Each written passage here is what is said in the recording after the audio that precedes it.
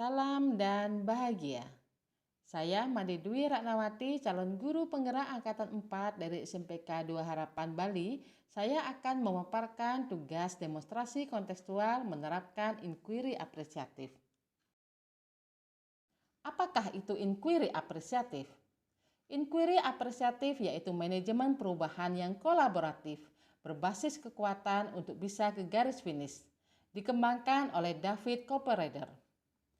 John Townsend, seorang psikolog organisasi, menambahkan bahwa inquiry apresiatif dapat menyuntikkan energi, harapan, dan optimisme ketika kebutuhan untuk perubahan telah teridentifikasi.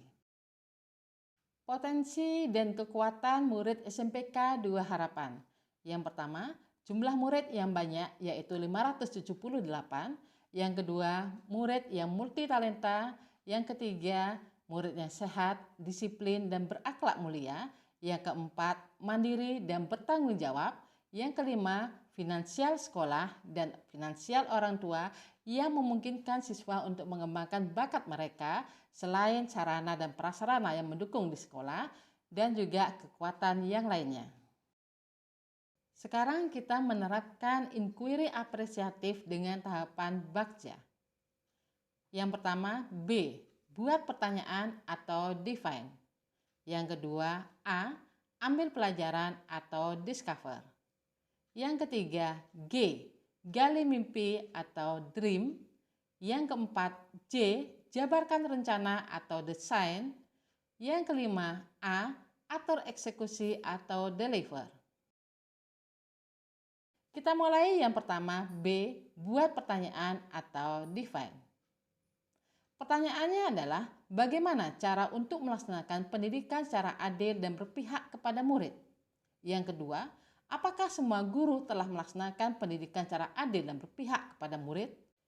Tindakan yang perlu dilakukan untuk menjawab pertanyaan tersebut adalah melalui pembelajaran Merdeka Belajar yang berdiferensiasi. Yang kedua adalah A. Ambil pelajaran atau discover. Pengalaman positif saya adalah yang pertama, semua siswa di SMPK 2 Harapan mendapatkan hak yang sama dalam pembelajaran. Yang kedua, siswa mendapatkan kesempatan yang sama untuk aktif selama pembelajaran. Dan yang ketiga, menggunakan metode pembelajaran yang bervariasi. Tindakan yang telah saya lakukan adalah, yang pertama, saling menghargai. Yang kedua, memastikan setiap anak berbahagia dengan menyambutnya dengan senyum. Yang ketiga, diferensiasi proses yang mengakomodasi gaya belajar siswa. Yang ketiga adalah G. Gali mimpi atau dream. Saya memimpikan murid-murid di SMPK 2 Harapan, semua siswa menjadi pemimpin masa depan yang mencerminkan profil pelajar Pancasila. Tindakan yang harus saya lakukan adalah, yang pertama, dengan merdeka belajar. Yang kedua, pendidikan berkarakter. Yang ketiga, kolaborasi antara guru dengan murid. Yang keempat, merancang dan melaksanakan pembelajaran yang berdiferensiasi. Yang keempat adalah J. Jabarkan rencana atau desain. Yang pertama, membuat analisis ulangan harian untuk merancang soal pada kompetensi dasar berikutnya agar tidak terlalu mudah dan tidak terlalu sulit. Yang kedua, melakukan refleksi diri baik dengan murid maupun dengan guru. Yang ketiga, menumbuhkan sikap aktif pada diri siswa untuk menjaga minat murid agar tetap tinggi. Yang keempat, pembelajaran inovatif sesuai bakat anak. Yang kelima, melaksanakan pembelajaran sesuai potensi murid, memberikan murid pilihan bagaimana mereka dapat mengekspresikannya. Dan yang keenam, supervisi dari kepala sekolah, staf pimpinan, maupun dari MGMP, dan hasil supervisi dikomunikasikan untuk perbaikan. Yang kelima, yaitu atur eksekusi atau deliver.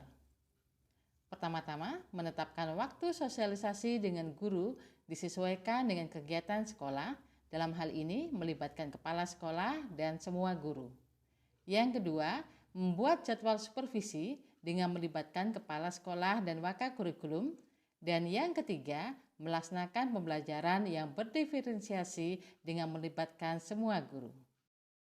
Demikianlah pemaparan saya tentang demonstrasi kontekstual menerapkan inquiry apresiatif. Guru bergerak, Indonesia maju. Sekian dan terima kasih.